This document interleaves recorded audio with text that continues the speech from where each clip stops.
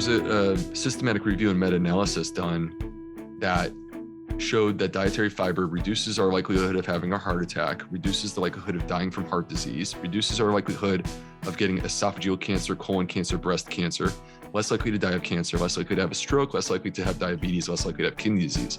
How is this not on the news? Why do I have to talk about it on my YouTube channel? Right. Like, what the fuck is wrong with our system? Hi, I'm Mayim and Bialik, and welcome to my breakdown. This is the place where we break things down so you don't have to. It's Mayim and Bialik's breakdown. She's gonna break it down for you, because you know she knows a thing or two. So now she's gonna break down. It's a breakdown. She's gonna break it down.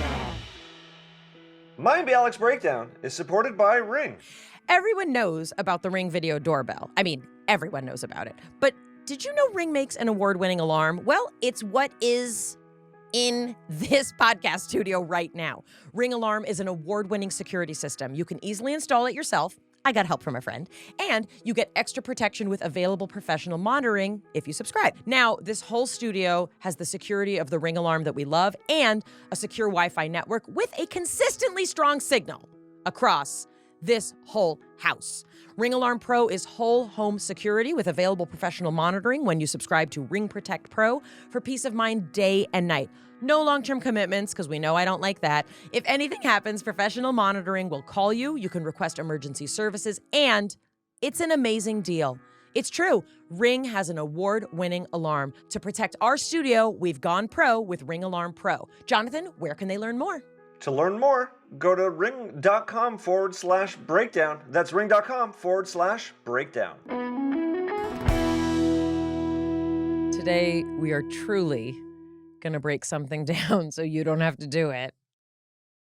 We're going to be talking to Dr. B. Why do we call him Dr. B? Because his last name is Bulsiewicz, and it's spelled with W's, C's, and Z's. Dr. Will Bulsiewicz is a gastroenterologist, and he is going to fix our poop and our mental health at the same time. But first, I'd like to introduce you to the person who really fixes our poop and mental health, and that's Jonathan Cohen. Hello, Mayim. Jonathan, how are you? I'm doing pretty well. I'm wearing your jewelry today. I just found it lying around the studio. I collected it, and it's, it's now mine for the episode. Is it helping your mental health? It's not hurting it. I think we should also acknowledge that you stole one of my socks, and so now I am just have a one-socked foot and I one. Removed from your body a sock that I don't feel reflected the glory of who you are. It was a little ratty. It had some problems, but it had two enormous holes. It wasn't my best sock. And did you feel your best in that sock? I mean, my foot was less cold than it is now. Jonathan, we're talking to someone who is really at the intersection of mind and body. Mind and body, you and me, this show and our listeners. I'm very excited. I would like to just point out that I always say mental health has huge components of the body. I thought pain is mental health, physical movement has mental health, and what you're about to say ties that together. 5 years ago, if you would have told me this has anything to do with mental health, I'd be like, that's crazy. That's for people like Jonathan who want to believe there's connections between everything.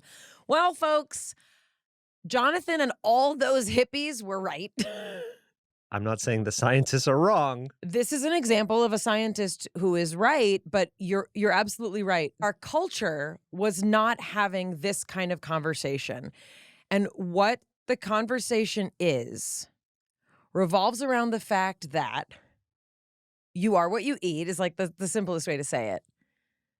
There are actually ways that we can eat if we would like to take into our own hands many physiological problems that we have, many diseases that we are told are unavoidable, such as diabetes, heart disease, high cholesterol, right?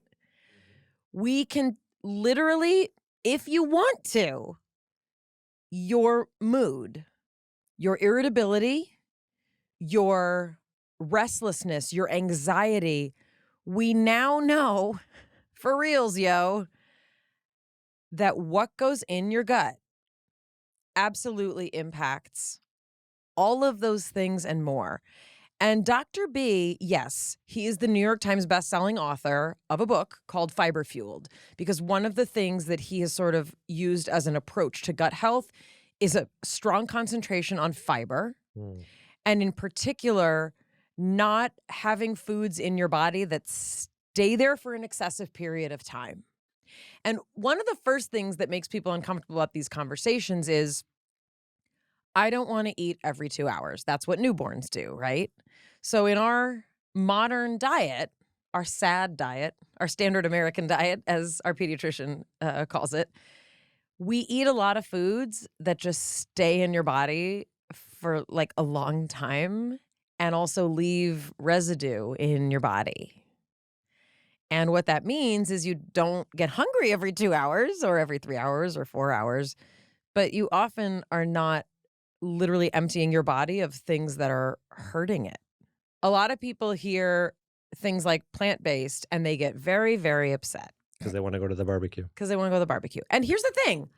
I don't think me or Dr. B is saying, don't go to the barbecue. Like one of his... Fiber can help you pass the barbecue through. Well, one of the things he talks about is this notion in American culture in particular, and Western culture, but American culture, that like the main thing on your plate is a hunk of protein. I mean, even if it's big steak. Right, like a big steak, and that's how I grew up, a big chicken, like that. Like, what are you eating? Well, I'm going to eat meat and then a couple things on the side. And what we've learned and what the China study and, many vegan physicians have been talking about for decades and decades, indeed, is that countries that place plant-based protein at the foundation of their diet, even if they eat meat, have meat, those people don't get the same diseases that we get. And I mean cancer, diabetes, type 2. This is not an episode you should turn off, because this is not a scolding episode. This is not a judging episode. This is basically me needing to ask Dr. V why I can only have successful poops if I eat gluten. Slightly off course, but we're also going to cover how serotonin is made in the gut. We're going to talk about the actual mental health connection between what we eat and sort of how we behave. Another thing I want to talk to Dr. B about is this notion of food sensitivities. Everyone has food sensitivity. Well, the word that people use is allergies. And I'm very particular about that because I come from a highly allergic family, like proper clinical allergies. And when people talk about food sensitivities, I'm just being honest. I don't always understand what's going on. Meaning, is it your tummy? Are you grumpy? Maybe you just need a nap. Like what? And then you in particular have a lot of food sensitivities that you, like if you eat something you're not supposed to, it's not just like, oh shit, I shouldn't have eaten that thing. It's like, I'm feeling unstable in my soul and I need to regroup in an environment that supports the regrouping process because that piece of egg snuck in and I don't think I should eat eggs. I am filing an objection. Sustained. I've been mischaracterized. This reenactment is slanderous. So Dr. Will Bulsiewicz is a gastroenterologist. He is a gut health expert and the New York Times bestselling author of Fiber Fueled, and there's a cookbook. That's right, folks. He's authored more than 20 articles in peer-reviewed scientific journals, which is a very big deal, especially if you're not like a tenure-track professor type in a laboratory. He's given, tens and tens and tens of presentations at nationally recognized meetings. He's presented to Congress, to the USDA, and he is committed to a really active and really helpful social media presence with very simple things that Jonathan would like us to try. But before we talk about why that doesn't make sense, let's get Dr. Will Bulsiewicz over here. Dr. B, break it down. We're very excited to have you. Excited to be here. So, first of all, I bring regards from a friend of mine whose name is Lisa Shurga. And Yeah. the reason that I'm so excited to talk to you is that Lisa was this friend of mine who was gluten-free. And she was like, oh, she's gluten-free. Like years ago, she was gluten-free before it was like a thing. That's the sound you make anytime anyone says they're gluten-free. So what I know is that Lisa has lived the Dr. B life, and Lisa is no longer gluten-free. And for me, this is so phenomenal, not just because she can eat more things, but because I have become more and more curious about the foods that I put in my body. Yes, largely since this gentleman and I started spending more time together. I was vegetarian since I'm 19, and I've been vegan, I don't know, 15, almost 15 years. Wow. I'm incredibly impressed as a sciencey person by just your studies and your credentials and the life that you have built, because also I was a pre-med student, and it's very difficult to get an MD and then come out like thriving and positive with color in your face. Like you seem to be thriving in your career as an MD, which is already very exciting. But your specialization is very interesting to us because Jonathan's been talking about things that you talk about for a long time. And I was like, he's nuts. He's crazy. He's thinking too much about it. I don't believe this. And he's right about many, many things. And finally, our culture has come around to talking about the things that we're going to talk to you about. And you wrote this book, and I think, is this the first guest I've made this kind of list for? Like, I have a list of the things that I need to talk to you about. But the first thing I want to ask, why can I only have a satisfying poop if I eat gluten? So first of all, I am so glad that right off the bat, we're talking about poop. We're not wasting any time cutting to the chase of what we actually care about and what we want to talk about. Why beat around the bush? Let's just get to it. Yes. Well, first of all, I think gluten, and we could unpack gluten if you want to. Your friend obviously read my book, and there are some people who are like, Dr. B, you're cutting against the conventional messaging, like what everyone's talking about with gluten. And I'm like, well, I don't know what to tell you other than I'm just reading the science and explaining what I see in these papers. And so it's not about like echo chambers or what you hear on YouTube and repeating it again. It's about ultimately going to the source of truth. There is truth that exists, or at least it's the closest that we can get to the truth. And this is what science is about. So I go to that place and I take a look, and what is it telling me? Let me interpret that and then bring it to you. And the answer is that there are many forms of gluten-containing foods, Mayim. Some of them are super unhealthy, ultra-processed foods. They're not really good for us. But the flip side, like, are you really telling me that a whole grain, delicious sourdough bread is actually bad for me? I'm not. No, I know you're not. I know you're not. I know there's people out there that are. You're talking about if you were to compare that to a fast food restaurant bun. Exactly. Right. And eating healthy food, right, empowers our gut microbiome, these 38 trillion living microorganisms that are inside of us that like outnumber our human cells. We are less than 50% human. And they make up 99.5% of our genetic code. And when we eat delicious sourdough bread, we are feeding them. We are fueling them. They grow stronger. And then they give us delicious, like, perhaps I shouldn't use the word delicious, but they give us great bowel movements that are deeply satisfying and make us walk out of the bathroom in slow motion as doves fly. Mayim Bialik's Breakdown is supported by BetterHelp Online Therapy. Jonathan, there are so many physical symptoms that you have, which I also have, that we often don't realize are actually from stress. Stress shows up so many different ways. And Jonathan, you of all people know, we live in a world that tells you to do more with less sleep, like work harder, work more. We are reminding you, Jonathan, and everyone listening, try therapy, do less, reduce your stress. Jonathan, what has therapy done for you? It's such a good way to process, to just get out that mental inbox, put it all out there, see what's really going on, and reevaluating just getting it outside of your head has such a big impact on how intense it feels for you. Exactly. And it absolutely can impact physical symptoms that we have. So what's BetterHelp? Well, it's online therapy. It's customized just for you. There are video, phone, even live chat sessions. If you don't want to see someone on camera, if you're not ready to do that, that's fine. Also, it's more affordable than in-person therapy, and you're matched with someone right away. There's not like this big, long process. Under 48 hours, you can be matched with someone. See if online therapy can help you manage your stress. We are sponsored by BetterHelp. Our Breakdown listeners get 10% off their first month at BetterHelp.com/break. That's BetterHelp.com/break. Mayim Bialik's Breakdown is supported by Athletic Greens. We use Athletic Greens daily because I don't always eat well.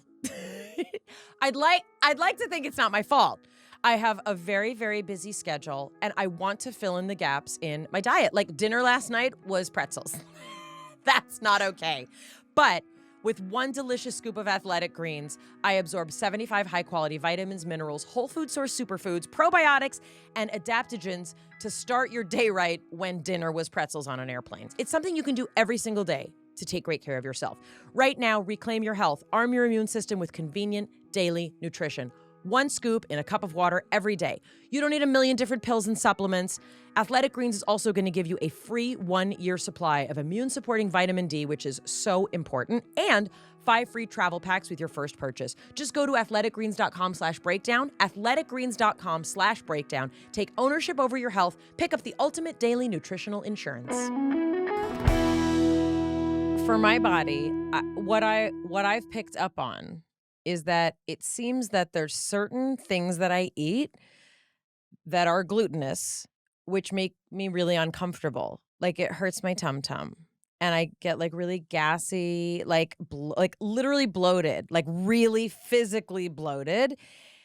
And if I eat other things that have gluten, I sometimes don't have that reaction. So then I'm like, well, maybe there's variability because of all the things that I know about, let's say, stress. Like stress is increasing your immune response to anything. And if I'm eating other things that are inflammatory, but I tried being gluten-free and I was not having satisfying bowel movements. Is it because I wasn't eating enough fiber? Let's unpack this a little bit and talk about gluten, because first of all, gluten is a protein. Gluten is typically found in foods that are made from wheat, barley, and rye. Those are the grains that involve gluten.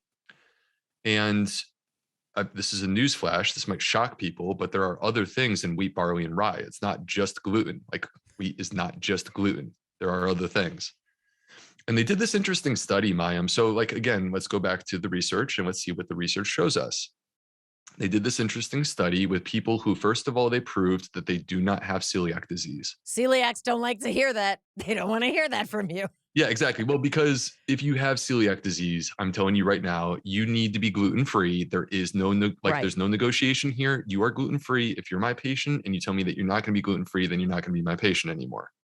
So, because this is the treatment for celiac disease, and it's actually quite dangerous if you don't stay gluten-free.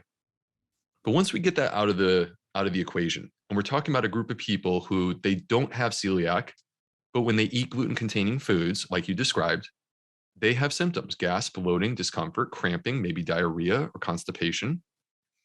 What's the deal? So they sent them home with 3 weeks worth of breakfast bars. And there's 3 types of bars. One was a placebo. Okay, cool. That's our baseline. We're going to compare it to that. It was just a sugar bar. One was a breakfast bar that had gluten in it. And the third was a breakfast bar that contained what are called fructans, Fructans. Now, fructans are almost like fiber, and you find them in gluten-containing foods. It's part of wheat. So people ate these 3 bars, and they marked down what they're doing in terms of their GI scores.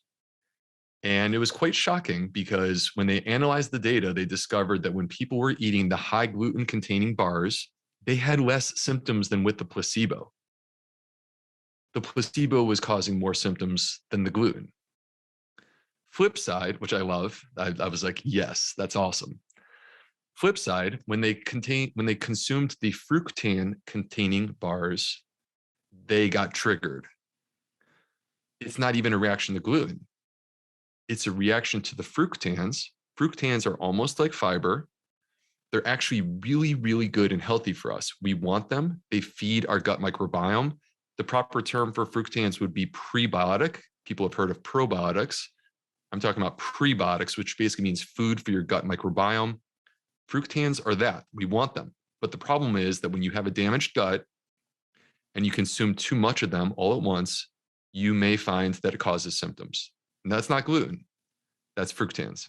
I jumped in with like the poop and the gluten just because I had to. But let's take it back a step. Why are most people's guts damaged? I think it's a large part of it is this society that we live in. It's our diet, but it's also, it goes beyond our diet. Let's look at the diet first. All right. What is the average American eating? If you break it down, 60% of our calories come from ultra processed foods. These foods did not exist 100 years ago. We don't have microbiome studies to know what most of them do to our microbiome. And there are literally 10,000 food additives that the FDA has approved and allowed into our food supply. And by microbiome, just for people who don't know, you're talking about literally like the environment of your insides, of your kishkas, as we call them. I'm thinking like when you, God forbid, get a yeast infection, like the pH is off. Is this kind of the equivalent for your gut? Like things can be out of whack? A yeast infection would be like an imbalance of the vaginal microbiome. Right. So it's interesting, Mayim. We are covered from the top of our head to the tip of our toes in these invisible microbes. Right. And it's quite hard for us to imagine that they're there, but they are there. They're as alive as you and I are. And it's kind of like, look, if we zoomed out from Earth, if we're up in an airplane and you look down at Earth, you don't see anyone there. But when the plane lands, you get off the plane and here's all these people. There's 8 billion of us. And if you took a microscope and you put it and you took a look at what's happening inside your body right now, what you would discover is that concentrated inside your large intestine, which is your colon, there are 38 trillion microbes. Tell people what a microbe is. So mostly bacteria. These are mostly bacteria. Now we have to like kind of evolve in our understanding of bacteria because we spent the last 100 years saying how horrible they are and they need to be destroyed. And yet here we are. And in the last 15 years, we're starting to understand that actually most of these bacteria are good for us and they want us to thrive and do well. So we have bacteria. We have these fungi, which are almost like yeasts. Right. That's what you're referring to with the vaginal yeast infection. Thank you for taking us there. Always. And we have the Archaea. These Archaea are quite interesting because we think that they are the oldest life on the planet. Right. They've been around for 4 billion years.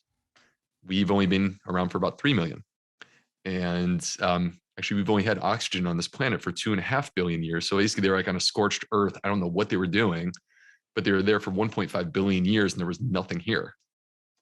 So anyway, this community, Mayim, they live inside of us. They live in harmony. They live in balance. They are an ecosystem, just like the Amazon rainforest, just like the Great Barrier Reef. And when they are healthy, then basically what you get is there's this functionality where they all work together as a team in support of human health.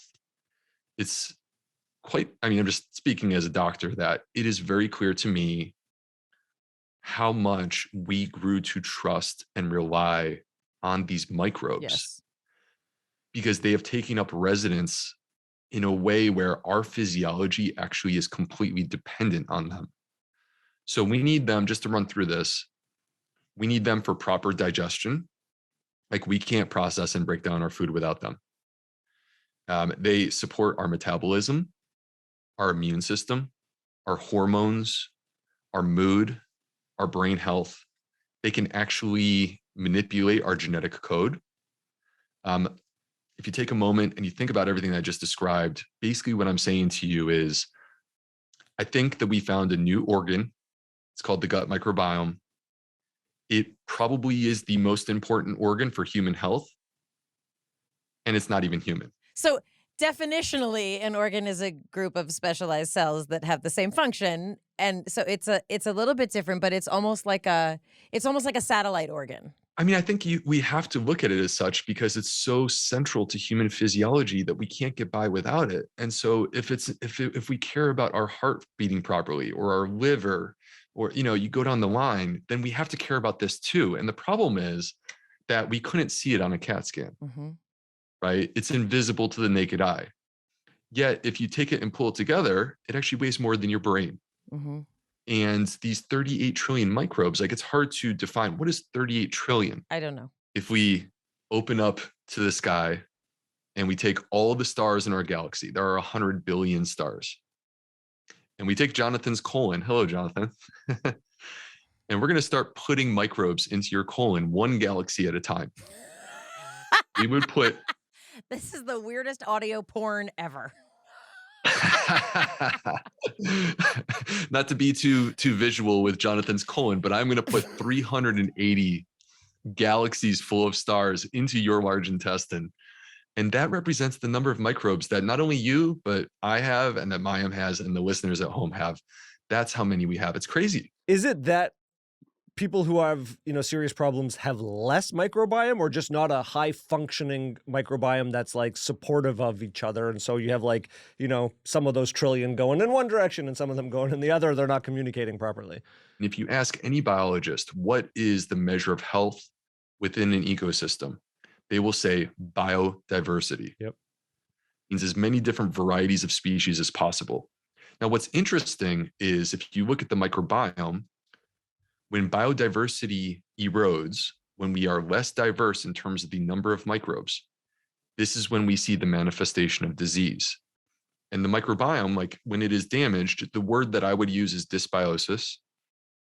The word that exists on the internet is leaky gut. Be careful what you read about leaky gut on the internet. Well, that's the next thing I need to talk to him about.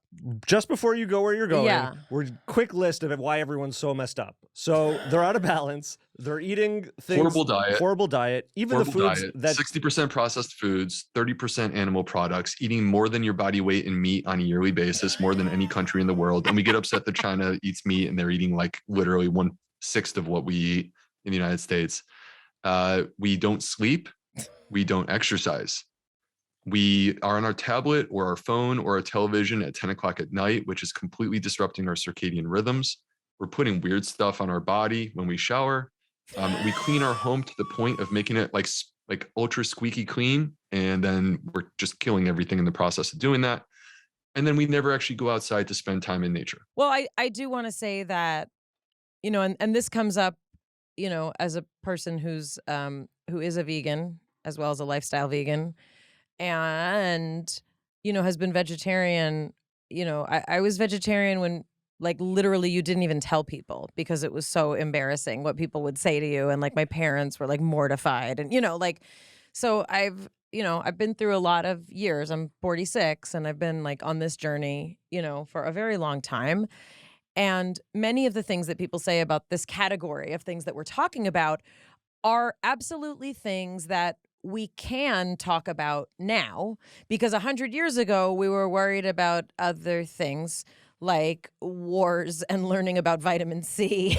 We're at a developmental stage in our culture where we can talk at this level, and we no longer get to say, oh, well, poor people are going to eat fast food and tough, right?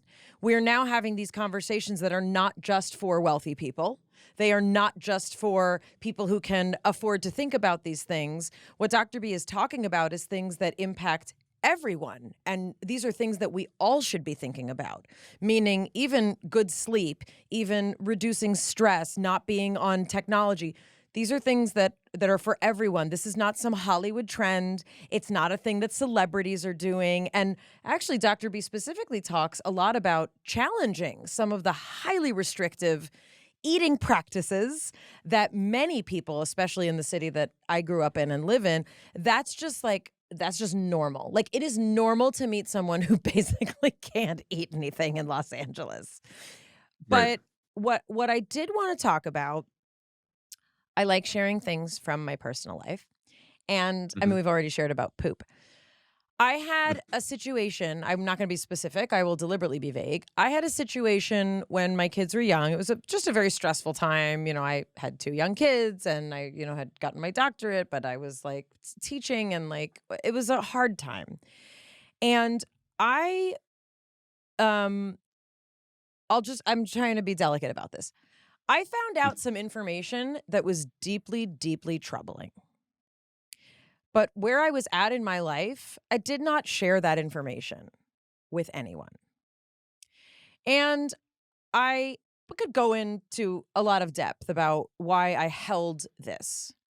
But what started happening is something that had never happened to me before. I started not being able to eat, meaning I started not being able to process food. And what would happen is things that had never happened to me bathroom-wise, like I was constipated or I had to, like, very strange, because for me, I had never had those symptoms. I never connected it to this thing that happened until like almost a year later of like doctor after doctor. What is wrong with me? Like, God forbid you think, do I have stomach cancer? Like, what is going on? And I was diagnosed with SIBO, small intestinal bacterial overgrowth.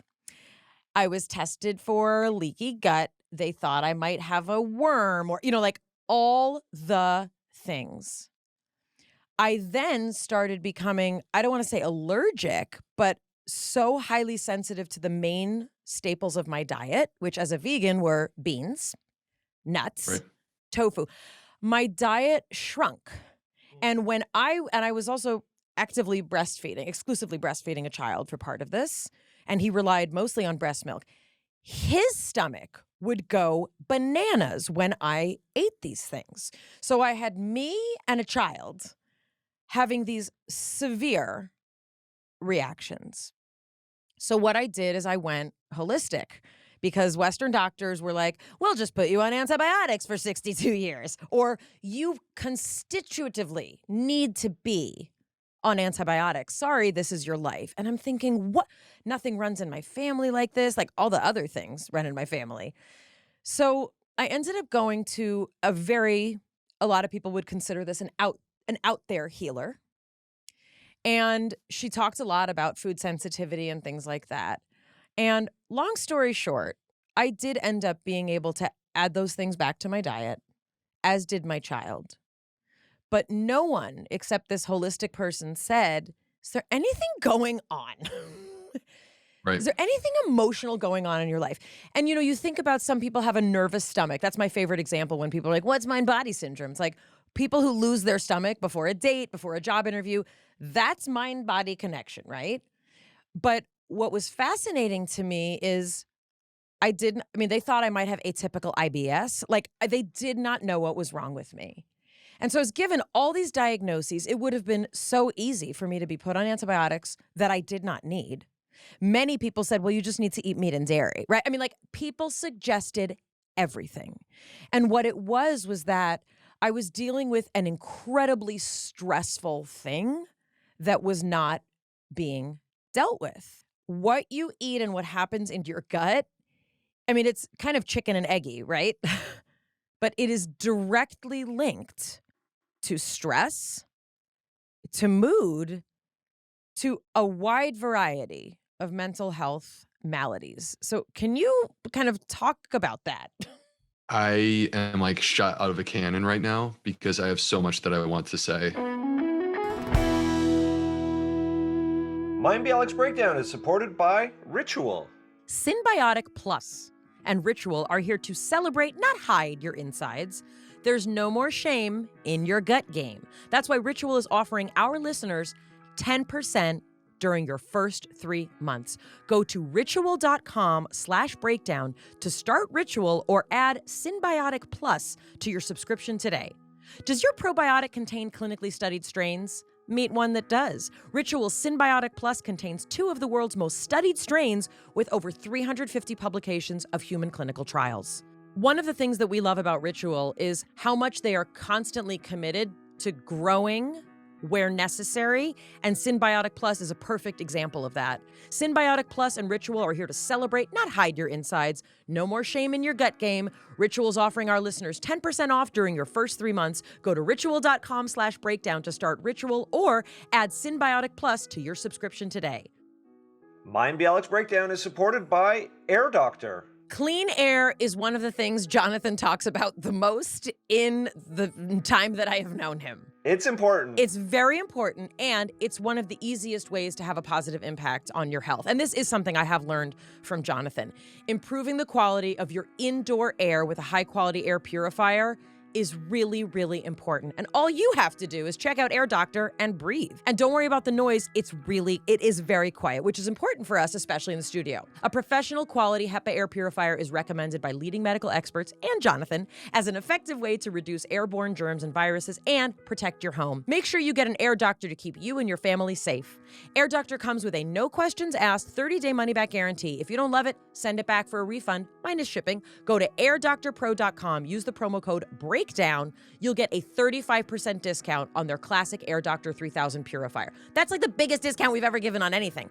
35% off. But you have to go to airdoctorpro.com. Use promo code BREAKDOWN. It's so important for us to understand that we are a complete human being, that we are not organs functioning in isolation. We are not just like proteins, fats, and carbs coming into contact with digestive enzymes or gut microbes, and that equals, your digestive apparatus. We have a soul. We have a spirit. Our body is intertwined and connected. One organ is talking to another. Will they revoke your medical license for saying that? Absolutely not. Are you Absolutely sure? not. Yeah.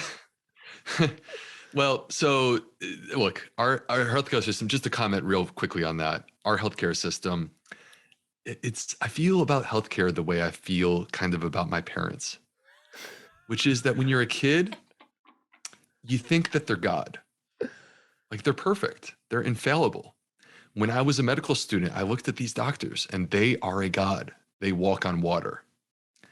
And then like 14 years later, I finally emerged from my training and came out the other side. I was 34 years old, and I realized that this is flawed. And part of the reason why I realized this is because it affected me personally. So this was actually like one of these moments in my life. I'm sure you guys have had these where you feel like you're being cursed, and then you discover 5 years later that actually you were being blessed, because you're getting exactly what you need in that moment to transform you into something better. But 10 years ago, so I'm in my 40s now, 10 years ago, I'm like looking in the mirror at this man who's 50 pounds overweight, and there's the blood pressure pills on the sink and high cholesterol, and I just wanted to curl up under a blanket in a dark room and be left alone. I was clinically depressed. And I knew that something was wrong. I knew that something had to change. And I tried to exercise my way out of it, and it did not work. And ultimately, it was changing my diet, transforming my diet in the way that you're describing, Mayim, that changed my life. And honestly, I feel like it also set back the clock where I'm feeling younger in my 40s than I did in my 30s. But to move back into talking about what you're describing, Mayim, this is so important because you can do everything right. You can eat the right food, exercise, sleep, meditate, do yoga, drink juices, and not be well. And that's because we are a complete human. We are far more complicated than that. And we have to treat the whole human, not just the digestive system. And we have to recognize that our mood affects our gut and vice versa. So I'm going to focus on how our mood affects our gut. And then if you want me to expand beyond this, I will. We have evolved defense mechanisms that protect us in moments where we need a surge of energy, where we activate our sympathetic nervous system. If a dog is trying to attack us, then I need that. That's going to save my life and stop me from being mauled. And what happens in that moment is your brain, the pituitary gland, will release a hormone called corticotropin releasing hormone, CRH. The CRH, basically what happens is this initiates your stress response. And there's a cascade of events that take place. And if you're trying to survive that dog coming at you, the cascade of events are to your advantage. We want this. But we pay a price. Because down at the bottom, if you follow that waterfall down, you will discover that you have disrupted and damaged your gut microbiome. And this is why, in moments of stress, 85% of us will suffer digestive symptoms of some variety. And 15% of us will get headaches. Very common for people to like hit like, boom, acute stress, and then boom, you're in the bathroom with diarrhea, or you get constipated, or you get bloated. Now, that's an acute issue, but what you're talking about is something different. You're talking about something that is unsettled in your life, something that is disturbing you. And it may not even be a part of your conscious mind. This may be a part of your non-conscious mind. And it may be something that you're thinking, I dealt with that. That's not an issue. It's out of the picture. But it's not. It's still there. The memory exists. It's a part of who we are. It's imprinted in our brain. And unfortunately, because we have not adequately dealt with it and it remains unsettled, I'm talking about in the non-conscious mind, because it's unsettled, it is activating your stress response. So then what happens when this pathway that was supposed to protect us in an acute moment of stress where we need an extra little surge, what happens when we're activating this 24 hours a day, 7 days a week? This is how you can be perfect on every level, doing everything right. You're still not getting better. And that's because you're being held back by what's happening with something that's completely unrelated to nutrition, frankly. Well, this ties back to so many people have gut issues in our society. And, Mayim and I talk about somatic release, somatic works, connecting the emotions with the body, and there are sort of multiple paths to understanding what you're holding. Right. Consciously or not consciously. You can work through the mind, or you can work through the body and connect the mind. And if you're working through the mind, then you want to connect it to what's happening in the body, or the other way around. And in the work that I've done, every single person out of thousands and thousands of people that I've worked with, I've only met one who didn't have some like pretty significant thing that they were carrying around, either childhood or recent stress or stuff that's just like totally unprocessed, that, there's a reason why we're sitting on our tablets at 10 o'clock at night, because we don't want to feel anything. Right. That's so interesting. We have as a society, we don't have any tools to process, or it's not that we don't have any, but for most people, we do not have the right tools, the active practice of clearing the mental inbox, of understanding what's happening emotionally. And so it just all accumulates. And then we realize, we have this massive health issues. And so we either have an emotional problem or some massive health issue. And that's the only way we start to deal with this stuff that is otherwise, tucked underneath the rug. Jonathan, do you think that it's actually that we don't have the tools and that we require the tools for us to do this? Or do you think that it's that the modern lifestyle has disconnected us from what it means to be authentically human?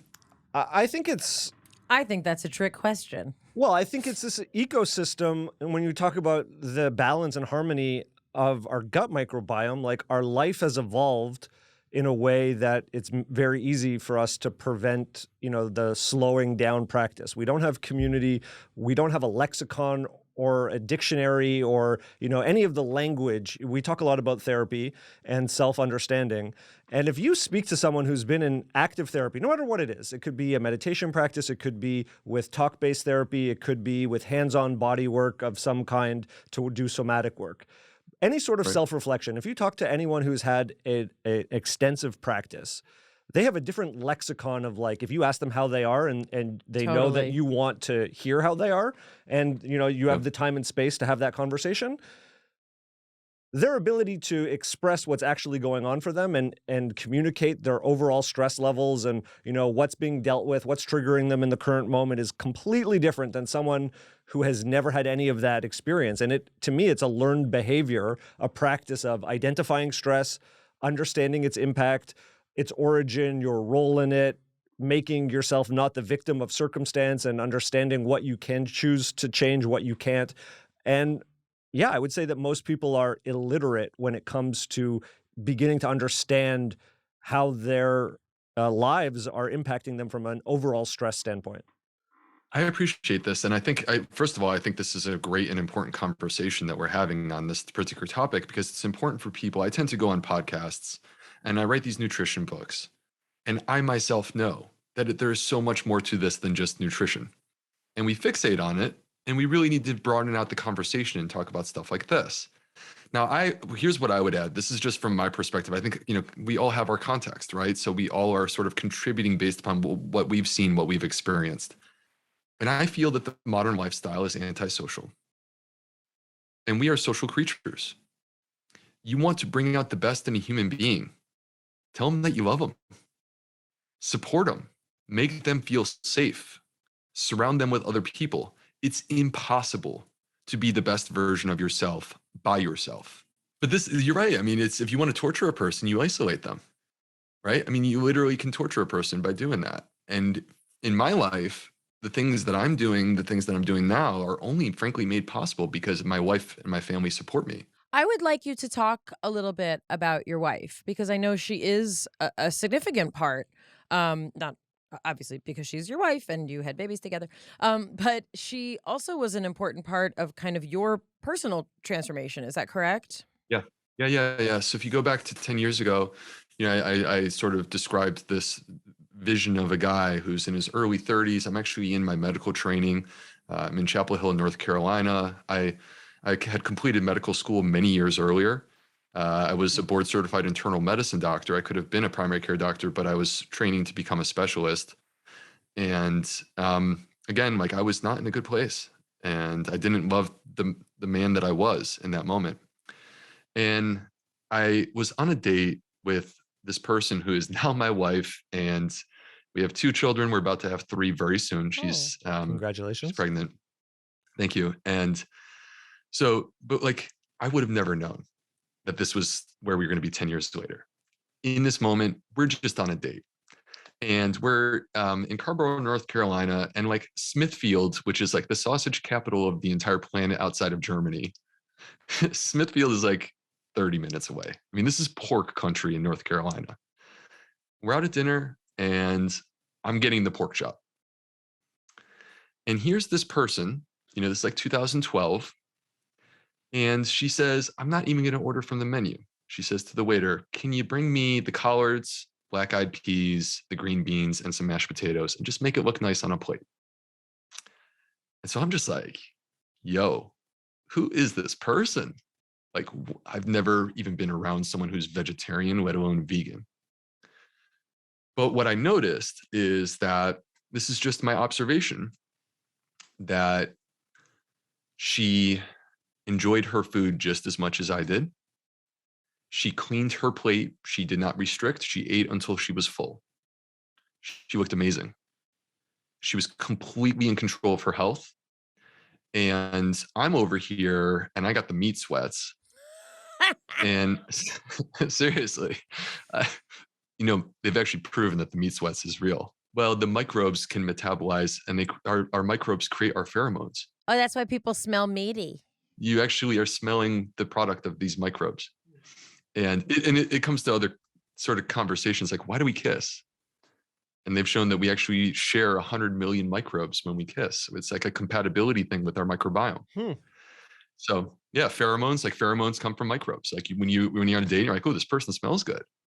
It's microbiome compatibility. It can even be unconscious as well. Totally. You don't even realize that you're thinking that. So I witnessed this and we finished the date and I'm like hungover. I haven't even had any alcohol. I'm hungover from this meat.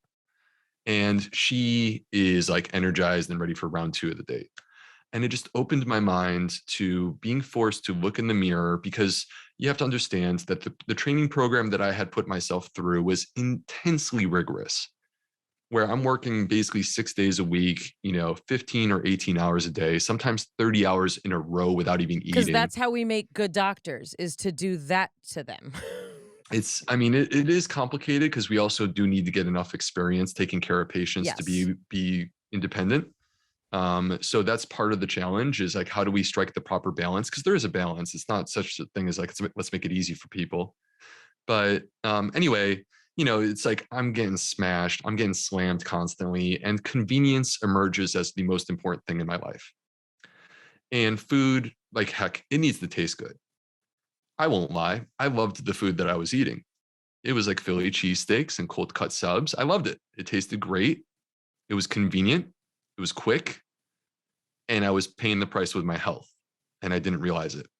And I was forced ultimately to take a look in the mirror at the food that I had been raised on, the food that I had prioritized in my own life, and accept that maybe the stuff that I really enjoy eating is actually causing harm to my body. So can you say that? Can you say that again? Maybe the stuff that I love to eat is actually causing harm to my body. I did not make a radical change. I did not become vegan. I made one small change. I still needed convenience. And I felt like, you know what?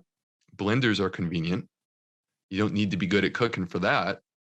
So let me go home, and instead of going to Hardee's and getting like 2,500 calories for $4, let me go home and take out this blender, and I'm just going to throw in some bananas, some blueberries, some greens, maybe some walnuts, and then like, some soy milk. Buzz, blend it up, drink that for dinner.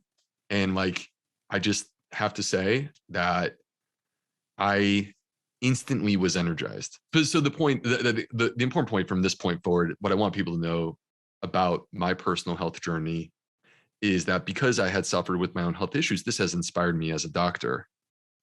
And I made small, smart, sensible choices, but I just kept doing them consistently.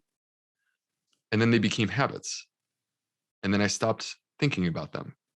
And then I started craving those foods, which I'm pretty sure is because my microbiome adapted to them. And then next thing you know, like you find yourself on a predominantly plant-based diet with some fish and you're feeling way better and you've lost 35 pounds. And you say, well, what if I could just try going without it? And that's what I did. And I got back to my high school weight, but I was in my late 30s. It's the first time I got back to it in like 20 years.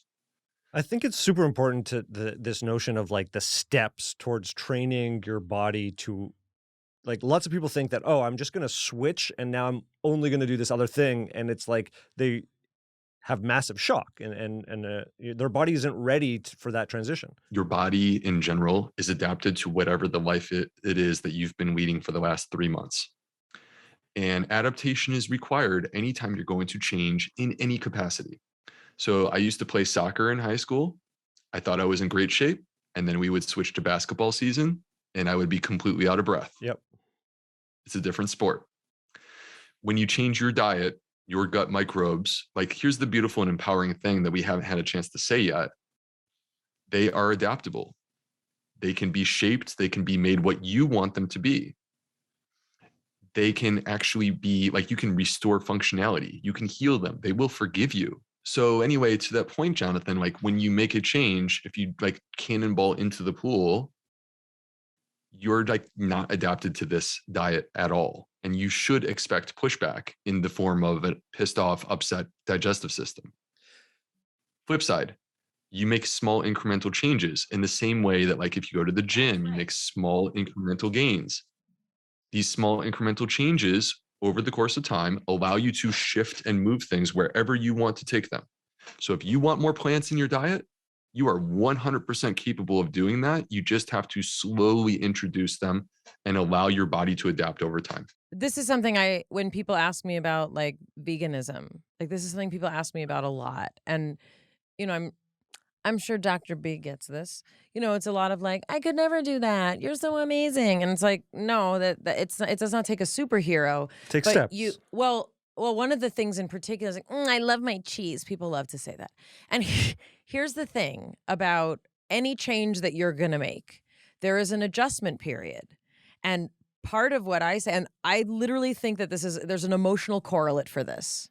When you try something new, if you directly compare it to what you had been doing, it's going to be very painful, shocking, and you're not going to keep it up. So if you say, today I eat cow cream cheese, and tomorrow I'm going to start eating vegan cream cheese, it's not going to work because your brain, biome, whatever like all the things are going to only compare. Yep. It's the same way if you try and break an emotional bad habit.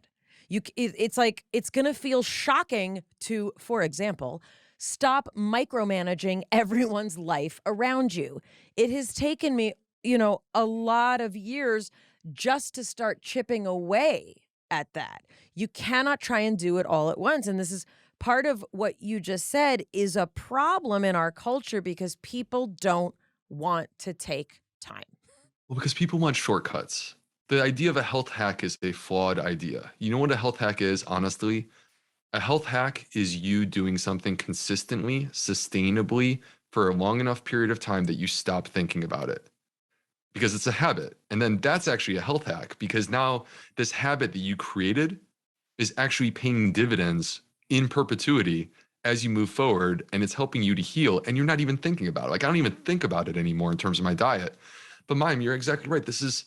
You need to allow your body to be educated in this new approach. You wouldn't wake up one day, like, I don't care how smart you are, you don't go on Jeopardy without studying. You don't run a marathon without training. Totally. Right? You have to train. So I totally agree. And just to give people, I'm giving people a little bit of the benefit of the doubt, which is not always my strong suit, because look, I've read a lot about different diets. I've experimented with different diets. It was never really explained to me this level of adaptation that's required.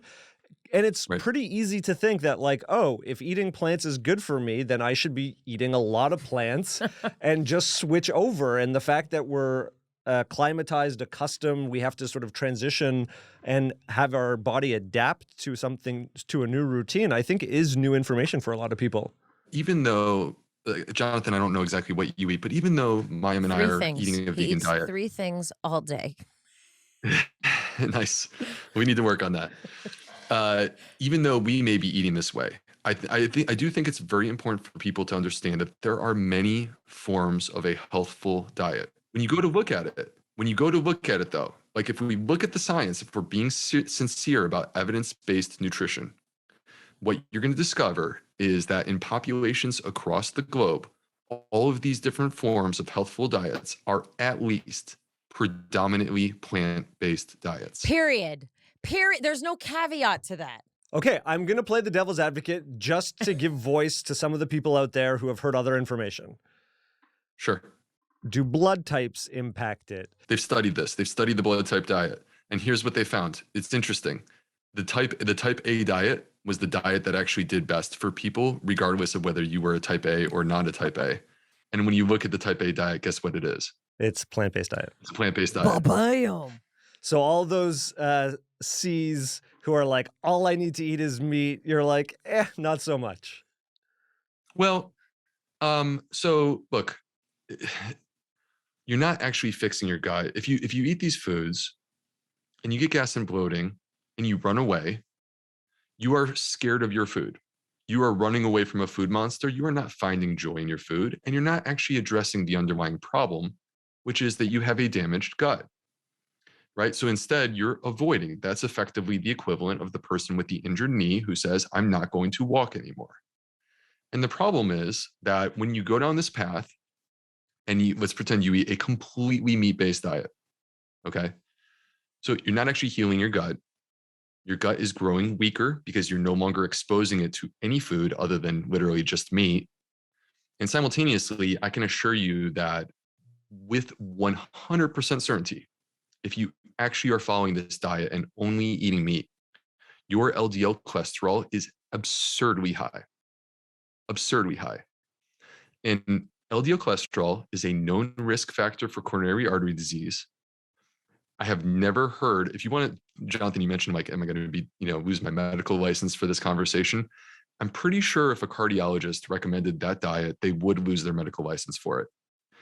And part of the reason why is because I can't help but share this as a medical doctor because it concerns me that people are doing this.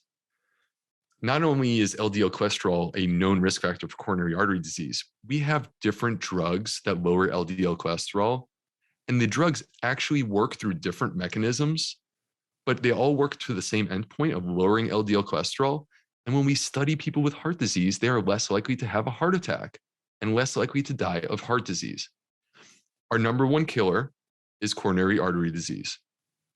We should not be running towards a diet that enhances our risk of the number one threat to our life. That makes no sense to me. I'm just going to say that's an amazing response. He's an amazing person. I wanted to get a little bit back to some of the kind of regulatory mechanisms, let's say, of the gut. This is not a facetious question, but okay, I'll start like this. So I grew up in a home with 4 people, and we had 1 bathroom until I was 15 and my brother was 19. And that's 4 humans in with 1 very small bathroom. I rarely, if ever, thought about like how my bowel movements were. Like I just didn't think about it as a teenager. I just like whatever. You went like you just be as efficient as possible because there's 4 people who need the same bathroom, right? And once I got to college and like I became a vegetarian and you start like meeting other people and like it was like my first boyfriend in college and like he had a whole thing about like his diet and I was like, "What?" And I'm like, "He's from Northern California. They must think about all that stuff in Northern California."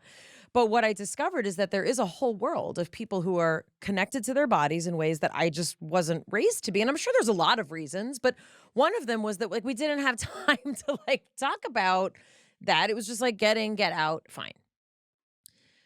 What I noticed as an adult, I only learned this as an adult. Sometimes I feel nauseous and I get a headache. And it's often because I have to poop. And then I had children. They're now 13 and 16. And we're the variety of people that were part of the diaper-free movement. I don't know if you know about this. Okay. There are those of us who pick up on a child's cues, which they do give when they go to the restroom when they're infants. And if you reinforce those cues, they will give them stronger. And basically, my children could sign for potty before they could walk, eat solid foods, or talk. And That's brilliant. I learned a lot about the digestive system with breastfed babies. It's a little more predictable. But what I learned is that babies and toddlers often have a very bad mood before they have to poop or when they have to poop. And if they are constipated, they are very, very ornery. And I realized I know adults with this same kind of pattern. And I thought, my gosh, like this is just a consciousness that I didn't even know about. And when we talk about, we're kind of like poking fun at like, oh, it feels so good to have a healthy bowel movement. But can you speak a little bit about I'm not asking you to be funny, although you are funny. Why does it feel good to have a particular kind of emptying of that part of your body? Well, we're supposed to be having this. I mean, honestly, having a good, healthy, complete evacuation is supposed to be one of the highlights of our day. I'm being serious. I mean, so this is a very, very important bodily function. So easy for us to be taboo about it because it's poop. But like I just talked about how powerful this microbiome is. Digestion, metabolism, immune system, hormones, mood, brain health, genetic expression. And guess what makes up poop? It's not the excrement of your food. 60% of the weight of your bowel movement comes from your microbes. So when you poop, this is a window, the health of your bowel movement is a window into the health of your gut microbiome. And when it's working the way that it's supposed to, much like the heart, it is in rhythm. Your body thrives on rhythm. So it should almost be effortless where you get those cues, it's time to go, you head to the restroom. It's a nice, relaxed, complete evacuation. It's not traumatic. You feel satisfied. Yes. It's not effort-based, right? You're not grunting. You're not bearing down. Right. You don't feel like an incomplete bowel movement, which, by the way, is like one of the things that I always ask my patients is like, do you feel like you completely empty? Because there are going to be people who are listening right now. They don't think that they're constipated. They say, Dr. B, I poop every day. You're crazy. But if you poop every day, but you don't completely empty, or you poop and then you have to poop again 30 minutes later, that basically means you didn't completely empty in the first place. You are backing up and you are constipated. And constipation can manifest with really funny, interesting symptoms with people. Like the number one symptom is gas and bloating, but you can get nausea. Yeah. You can lose your appetite. You can get fatigue. Some people get hangry or get headaches. Mm-hmm. You can definitely get pain. The pain can be so intense, people think they need surgery. Yeah. You're just full of it. In the book, you also give a bit of a glossary to looking at our movements as a sign of health. It's like it is a window into how our body is doing. And lots of people, again, just in terms of like not knowing, most people don't look at their movements. And if they do look, they have no idea what they're looking for. Could you give us a little bit of info on sort of like a shorthand of what we should be paying attention and what that might mean? I'm so glad that we're talking about poop. This is like, this is literally, I'm like the only guy in America that you can bring into an interview. And I'm like, yes, let's get into this.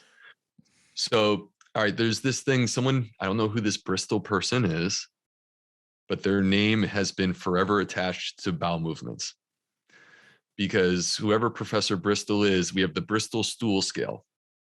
And there are 7 pictures of bowel movements. And if you look at some people are like, I don't look, I just flush. I'm like, come on, give it a look. What's going on down there? And you can look, and there's actually like images or cartoons that illustrate what the bowel movement might look like. So now there's 7 types. Type 4 is right in the middle. That is your glorious, strutting out of the bathroom with a little bit of a weird grin. That's the type of bowel movement that you want. This is the type of bowel movement that we vegans brag about, because I have 2 vegan children, and they never have trouble in the bathroom. It doesn't take a long time. We are efficient, and you feel great. This is the vegan poop. Yeah, and you're dropping bombs at least twice a day, sometimes 3. And every single time you're like, that was great, feeling good. I enjoyed that, right? I have a t-shirt that I've been wearing for years that says, eat plants, take epic dumps. I've seen it on your Instagram account. Well, and the problem is now my daughter can read. So I'm like, oh no, what kind of example am I setting for my kids here? A healthy one. But anyway, type 4, the way that a normal bowel movement should look is like a sausage. It's soft, it's formed, it's tubular. Okay, this is a type 4 healthy bowel movement. This is where we want to be. This is glorious. Now, if you move all the way to type 1 is constipation. These are like hard balls. Pellets? Hard balls Pellets. of stool. Yeah, pellets. And it actually hurts to get them out because they actually can't easily pass through the anal canal. So it's like birthing a child. I hate to go there, but hold on a second. Oh, Yeah, you got in hot water now. Yeah, and I'm also getting myself into trouble because if my wife hears this podcast before the baby is born, I'm probably gonna get slapped. But You could tell her, I know exactly how you feel. I had a number 1 15 years ago. yeah, exactly. Flip side, the type 7 is liquid. It has no form, it has no shape, it comes out urgently, and this is diarrhea. Now, if you are on one of these extremes, type 1, type 7, it's actually empowering to understand that this is indicative of injury to your gut microbiome. You are a person who deserves to be healed, and we shouldn't wait until like the bomb drops and some major medical diagnosis comes along. Your body is already telling you the warning shot across the bow is there. Let's go ahead and take the steps necessary to get this fixed. I wanted to ask about the issue of food sensitivity, because this is like the most often spoken phrase, at least in Los Angeles, that I have heard in the last 2 years of my life. Can you talk about what is food sensitivity versus an allergy? Yeah, so let's separate these two. I'm going to call it a food intolerance versus a food allergy. We'll start with food allergy. This is very important. An allergy, by definition, before we even get into the food, is your immune system activating in response to something from outside your body, like some sort of foreign thing. Mm-hmm. So like it could be pet dander, it could be pollen, the flowers are in bloom. Okay, now you got seasonal allergies. It could be asthma, hyperreactive airway diseases.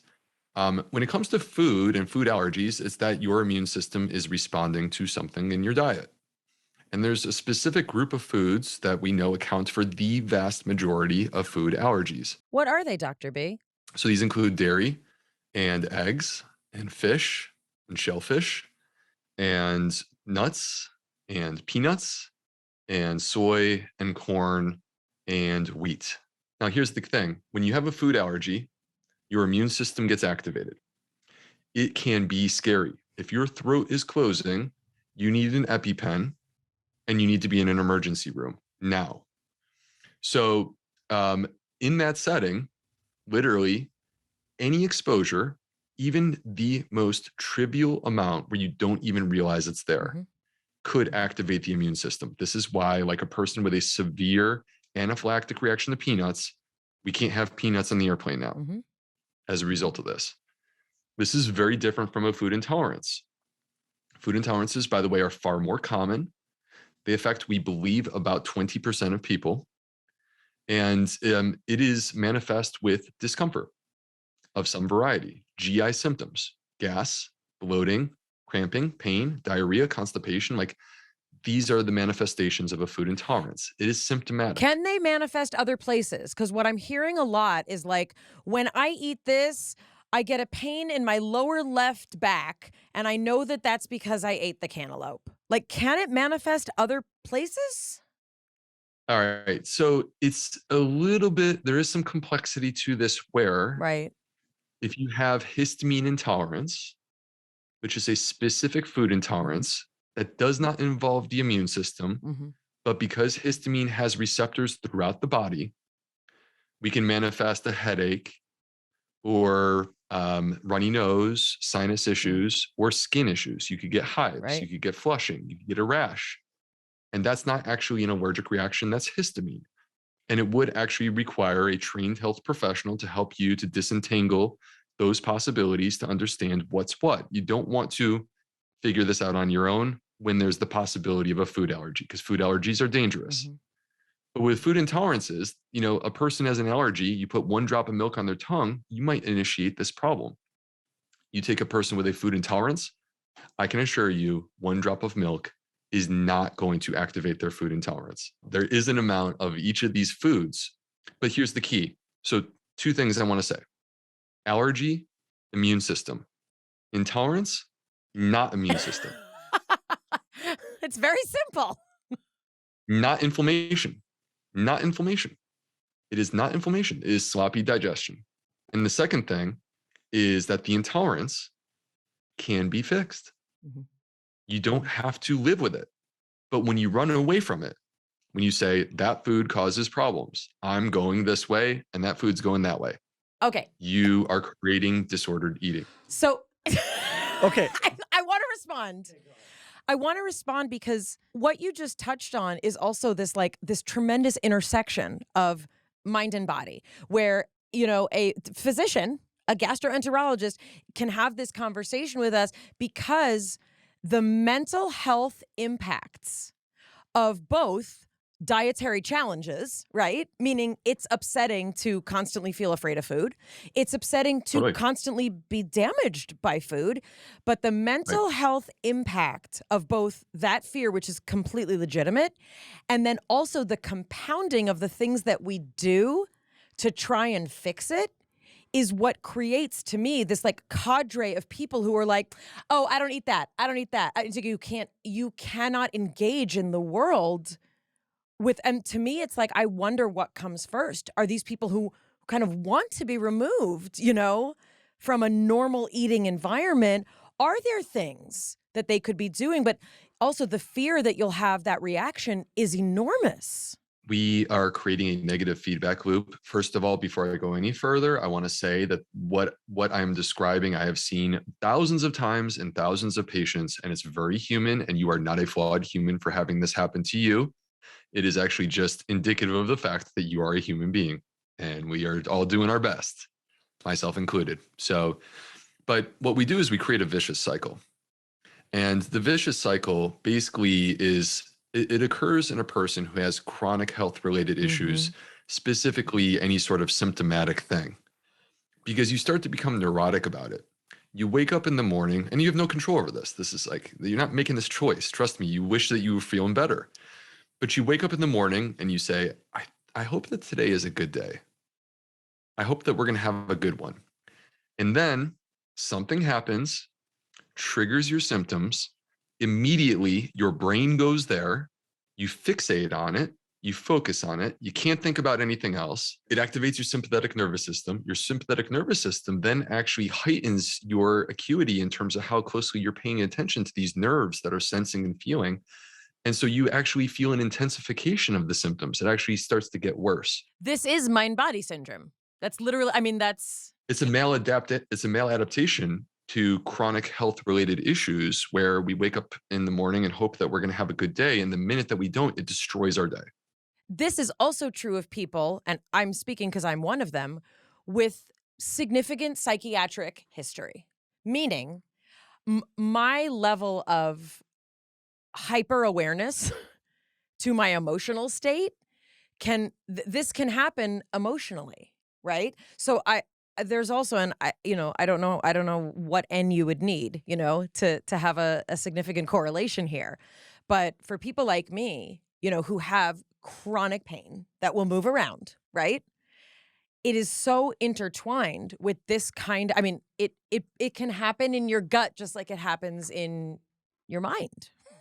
This is why when you're having gut related issues, one of the things that I teach in my new book is that you can do belly breathing, right? Which has nothing to do with the nutritional choices.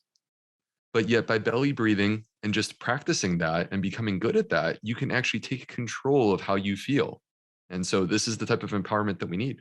If someone is having a food reaction, and as we described, lots of people are like, okay, I'm not going to eat that, and you move away from it. How do you reintroduce that food? Or if you know you're having a reaction, or if you're having a reaction, what are you doing outside of, like, if you take a break from that food, how are you sort of building yourself back up to rehab and then reintroduce that so that you're not having this elimination diet?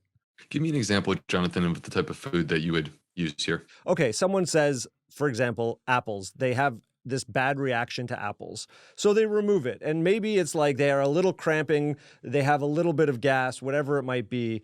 And then, okay, so I remove it, and maybe it's not an actual allergy because they're not like, freaking out or having hives or having a more heightened response. But, right. They want to sort of like get back into it. Is it like take a break and diversify your food so that your body reacclimates and then slowly reintroduce? Like, what's the approach? So actually in my new book, I describe what's called the growth strategy, Yep. GROWTH. And it's actually a step-by-step process that you follow to address exactly what you're talking about. So the first letter is G, Genesis. You have to know the root of the problem if you actually are going to create a treatment strategy. If you don't know what you're treating, then you're just throwing stuff against the wall and hoping something sticks and hoping you get lucky. That's not really a way to approach healthcare. Or life. Right? So we have to start there, because if a person is constipated, they will manifest symptoms with the fiber content that's in an apple. Yeah. And they will think the apple is the problem, when in fact, if I made you poop, you would have no problems with apples. Okay, wait, so G is Genesis. Yep. Then we go into, I'm going to pair ROW together, restrict, observe, work it back in. And basically, this is the method that you take in terms of using these foods and isolating them, where you create countercurrents. You stop it, you see how you feel. You restart it, you see how you feel. And in creating these countercurrents, you actually are empowering yourself with information about how your personal body, because we're all different, how your body responds to this individual food. So once you know what the food is that you're intolerant of, then T stands for you train your gut. So, and then the last thing, H stands for holistic healing. And really, this is just my way of reminding everyone that, like we talked about before, you can eat, you can sleep, you can exercise, and yet you are a complete human being. And there can be these parts of who you are that may be affecting your digestive function, and they may have absolutely nothing to do with nutrition. And you may not even feel that they're connected to your gut microbiome. Real quick, I had a patient recently who has ulcerative colitis. I tried everything to get her better. She was not getting better. We were both frustrated. And then one day she comes in, she's in remission, meaning that she's not having diarrhea around the clock anymore. She feels like herself again. And I was thrilled, but I wanted to know, what did you do? Because I couldn't fix you, and I'm the freaking New York Times-bestselling GI doctor. She realized that her job was holding her back. She dreaded going to work every single day. her boss would demean her Mhm. in front of her peers publicly. And she finally got the courage to walk out. She found a new job. She was happy. They treat her with respect. And now her ulcerative colitis, Is in this remission. complex, inflammatory, chronic, uh, functionally autoimmune disorder, is actually in remission. It's like she doesn't even have it. She didn't change her diet.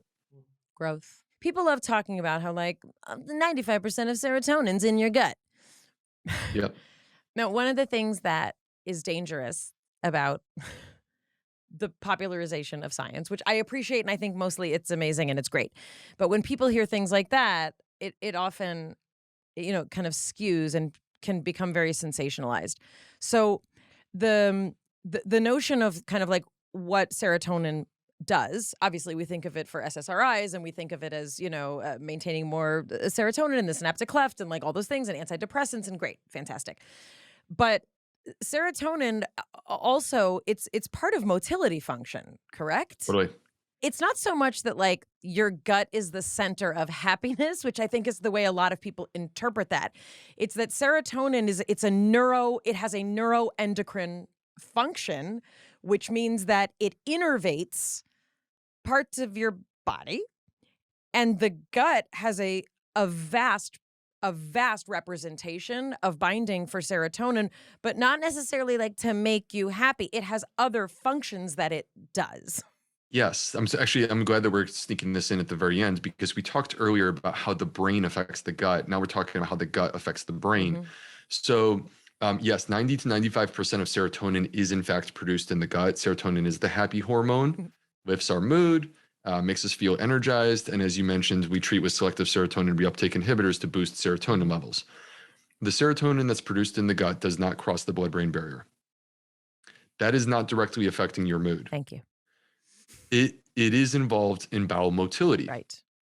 Actually, Mayim, many times in people that are suffering with complex functional digestive disorders, we will actually treat people with medications like Wow. serotonin reuptake inhibitors Wow. at baby doses. Right. At baby doses, like the lowest dose that you can take, and then you cut it in half.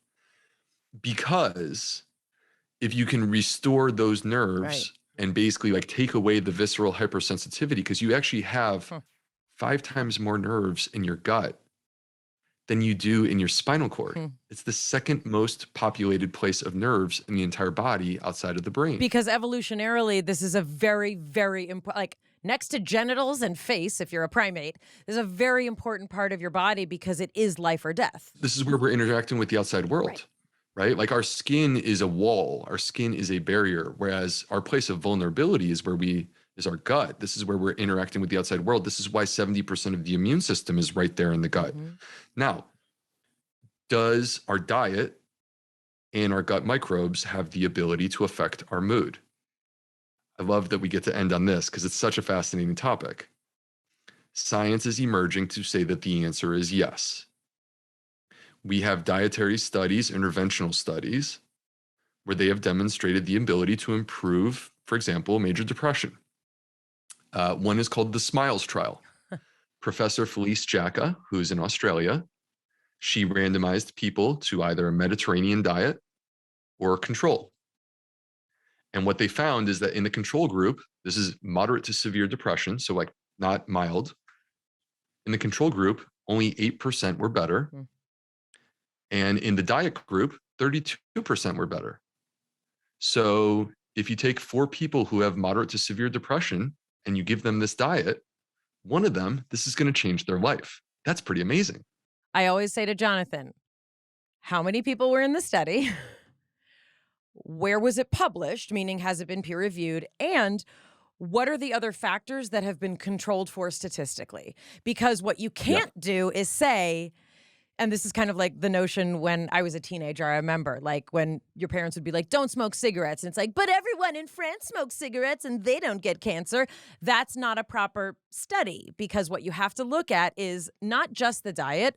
Where are they eating this diet? What's the rest of their lifestyle like? So the reason that I'm so anal retentive about studies is that you have people hearing things, especially in popular media, about things that diet can do without fully understanding the kind of studies that you are working from and that you are trying to show people. We don't just say something for fun and build a diet around it and sell a book.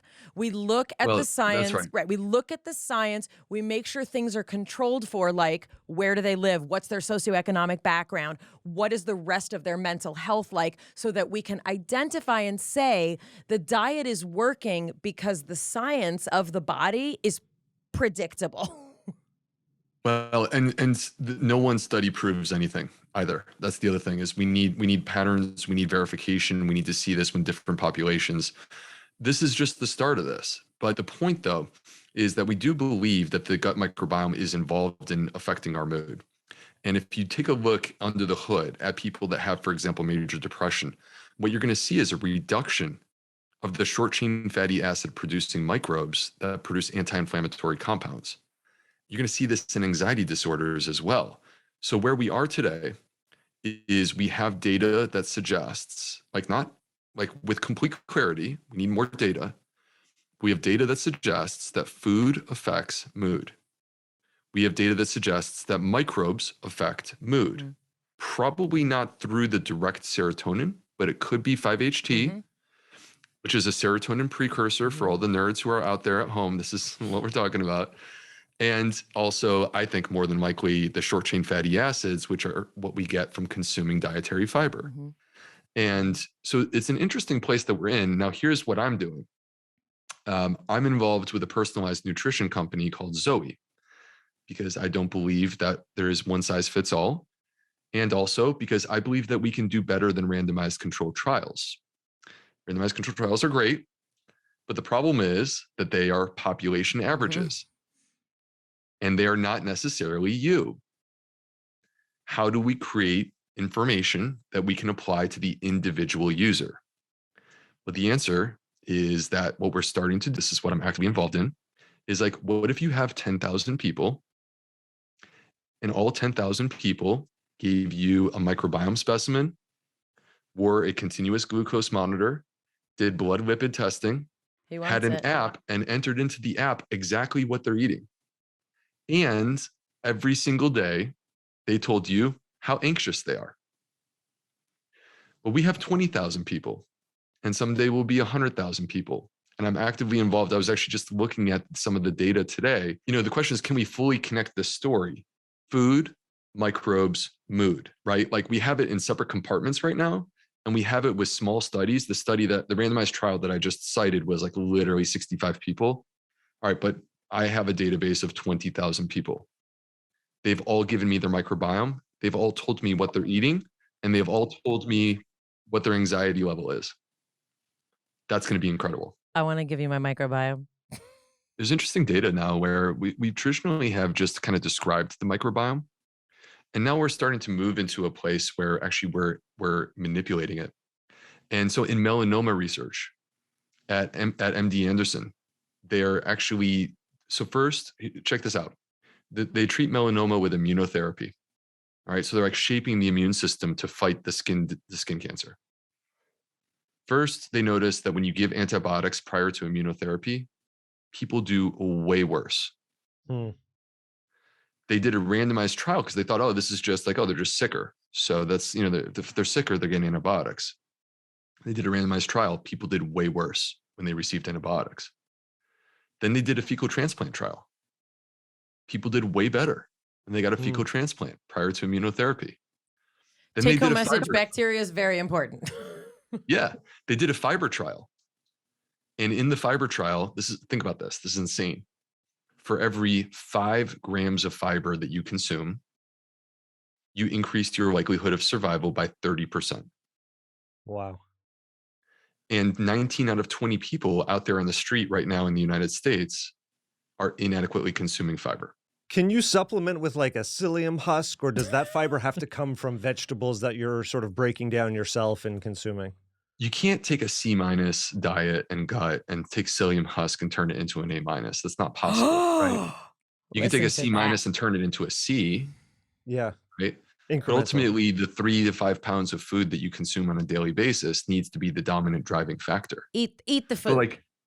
So But like the data on fiber is ridiculous. There's a systematic review and meta-analysis done that showed that dietary fiber reduces our likelihood of having a heart attack, reduces the likelihood of dying from heart disease, reduces our likelihood of getting esophageal cancer, colon cancer, breast cancer, less likely to die of cancer, less likely to have a stroke, less likely to have diabetes, less likely to have kidney disease. How is this not on the news? Why do I have to talk about it on my YouTube channel? Right. Like what the fuck is wrong with our system that we don't want people to know this? Because there are ways, I lobbied Congress, but only 2% of subsidies go to like real produce. And you're never going to get these people to buy this food when it's unaffordable. There you go. You're never going to get people to buy this food if it's unaffordable. Also, our society doesn't give anyone time to cook. The whole rise of most packaged food is that, they set out to be like, oh, it's so convenient, you never have to cook again. And people have bought into that. Well, but look, this is also post-World War II. It was like the first time that women were like going into labor force. People freaked out because like you took my woman out of the kitchen. This is when we started having an emphasis on convenience, efficiency. So it wasn't a horrible thing. Polyester fabric, you never had to iron it. Like, because the lady didn't have to, the woman of the house didn't have time to iron your freaking shirt. So all these things start from an attempt at efficiency.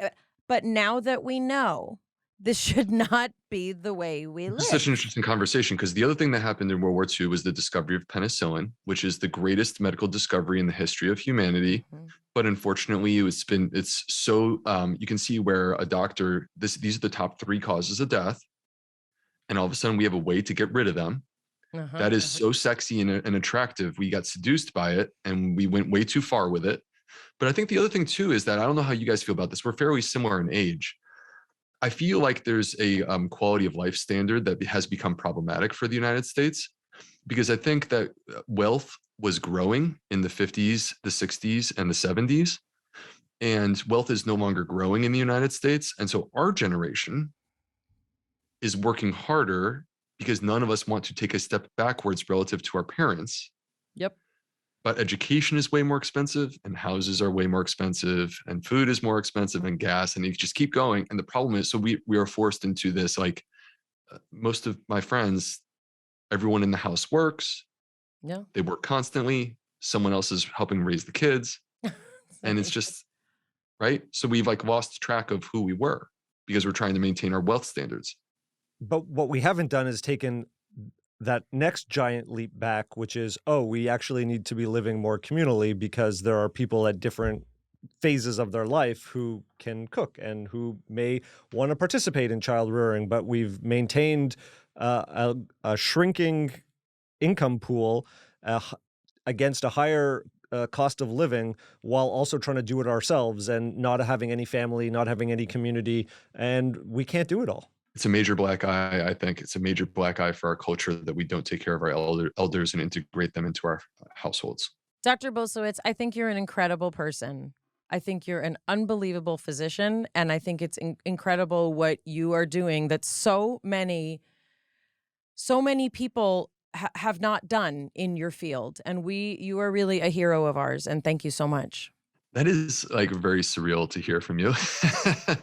And my wife is going to freak out when I tell her this later. So I'll be back on track with this one.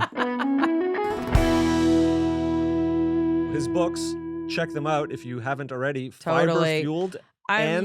Fiber-fueled cookbook. Check out his Instagram. It has to happen. He's such a cool I mean, I've met a lot of doctors in my life. Like I like the way he talks. I like the way he explains things. He is very calm and unfazed. I feel like I feel like everyone deserves a doctor with that level of like expertise, knowledge. Like he seems reasonable. Like I feel like I think he's a very good doctor.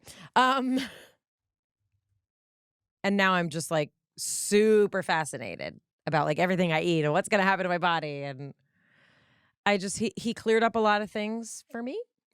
And just wow. I'm very, very wowed by him. This is a man who has, he left the sector of medical care as we know it to pursue a life of literally, I mean, of course, people are going to be like, he just wants to make money. Like, I'm not going to go there. What I'm going to say is that this is a person who innately felt something was wrong, both with his body, the way he was functioning, and the way people practice medicine. And this is a very different life that he has now. You know, he's a spokesperson for an entire aspect of care that Chinese medicine and Ayurvedic Indian medicine has been talking about for thousands of years. I wondered about gut stress and isolation. We talked about that, how being isolated increases gut stress. I wonder, and I'm sure there's no data on it yet, if there have been more stomach and digestive issues since COVID, given how isolated people have been. Oh, yeah. Yeah, why do you think people are drinking and smoking weed all the time? No, but wouldn't it be because they're bummed out. But this is kind of like a fascinating exercise. We've never been so isolated from one another, and to track that. But there's not a scientific study of that. Why? It's too many variables. Good. I understand. Great. Good. But just think about the impact if there had been whatever measures could be. Yes. He made me feel very knowledgeable about things that I was always I don't get I've never had this many questions for someone specifically. That's really great. Well, Jonathan, thank you for letting me talk about your food. Thank you for still going on the record to say that slightly mischaracterized in my food stuff. Just saying. Are you in denial?